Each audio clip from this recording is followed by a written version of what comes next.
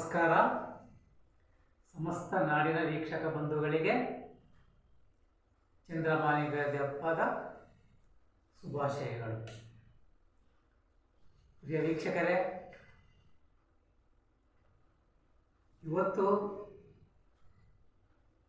ಇವತ್ತಾದರೂ ಈ ಸುದ್ದಿ ಮಾಡಬಾರ್ದು, ಆದರೂ ಮಾಡಬೇಕಾಗಿರತಕ್ಕಂಥ ಅನಿವಾರ್ಯ ಇದೆ. ಈ ಪವಿತ್ರವಾದ ಯುಗಾದಿ ಹಬ್ಬನ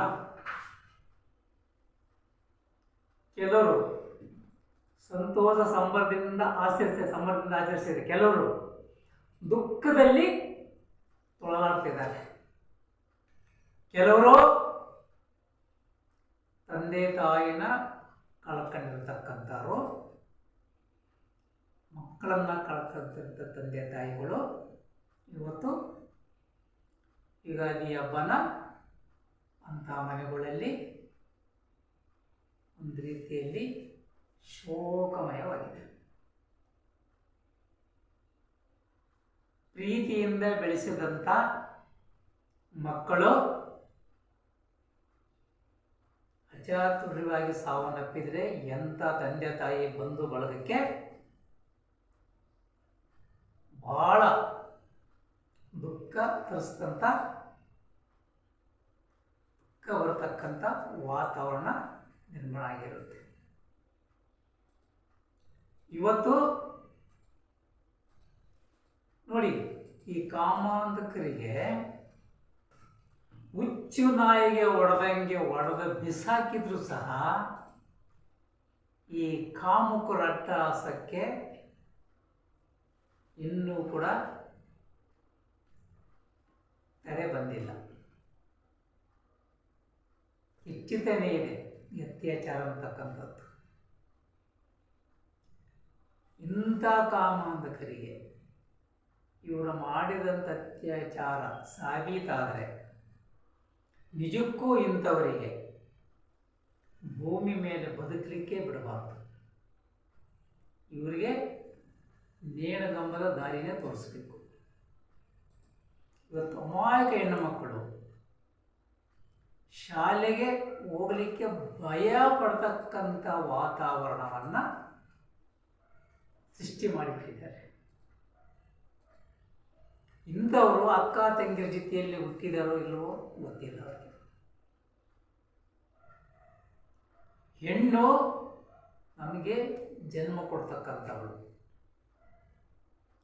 ಅವಳನ್ನು ಯಾವ ರೀತಿ ಕಾಣಬೇಕಂತಕ್ಕಂಥದ್ದು ಕೆಲವು ಅವಿವೇಕಿಗಳಿಗೆ ಗೊತ್ತೇ ಇಲ್ಲ ಅಂತ ಕಾಣುತ್ತೆ. ಇವತ್ತು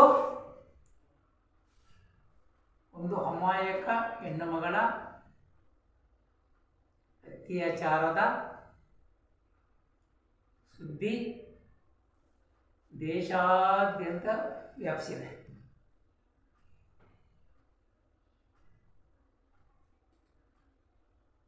ಹತ್ತಾರು ವರ್ಷಗಳಿಂದ ಆ ಹೆಣ್ಣು ಮಗಳ ಅತ್ಯಾಚಾರದ ಹೋರಾಟ ನಡೀತಾನೇ ಇದೆ. ಆದರೂ ಸಹ ಅತ್ಯಾಚಾರಿಗಳು ಯಾರು ಅಂತ ಬಯಲಿಗೆ ಬರಬೇಕಾಗಿದೆ. ನೋಡಿ, ಡೆಲ್ಲಿಯಲ್ಲಿ ನಡೆದಂಥ ಅತ್ಯಾಚಾರಿಗಳಿಗೆ ಮರಣದಂಡನೆ ಆಯಿತು. ಆಂಧ್ರ ಪ್ರದೇಶದ ಒಂದು ಕಡೆ ಒಬ್ಬ ಡಾಕ್ಟ್ರಿಗೆ ಅತ್ಯಾಚಾರ, ಅವರನ್ನು ನಾಯಿಗೆ ಹೊಡೆದು ಬಿಸಾಕ್ಬಿಟ್ರು. ಅಂಥ ಅಧಿಕಾರಿಗಳು ಒಬ್ಬರು ಇರಬೇಕು. ಇವತ್ತು ಹೆಣ್ಣು ಮಕ್ಕಳಿಗೆ ಶಾಲಾ ಕಾಲೇಜಿಗೆ ಹೋಗಲಿಕ್ಕೆ ಭಯದ ವಾತಾವರಣ ನಿರ್ಮಾಣ ಆಗಿರೋದಂತೂ ಖಚಿತ. ಅದರಲ್ಲಿನೂ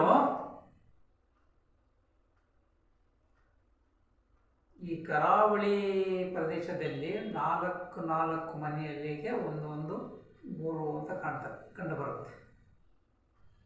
ನಾವು ಈ ಮಂಗಳೂರು, ಧರ್ಮಸ್ಥಳ, ಕಡೆ ಹೋಗಬೇಕಾದ್ರೆ, ಉಡುಪಿ ಕಡೆ ಹೋಗಬೇಕಾದ್ರೆ ಆ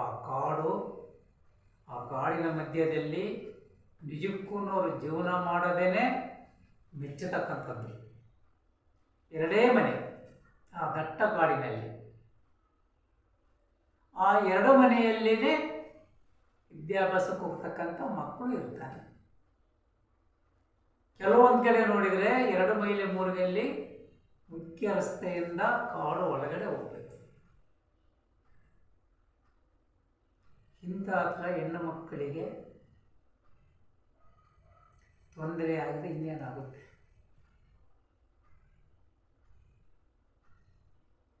ಅದರಿಂದ ಈ ಅತ್ಯಾಚಾರಿಗಳಂತಕ್ಕಂಥ ಅವಿವೇಕಿಗಳಿಗೆ ಒಂದು ಕಠಿಣವಾಗಿರ್ತಕ್ಕಂಥ ಶಿಕ್ಷೆ ಜಾರಿಯಾಗಬೇಕಾಗಿದೆ.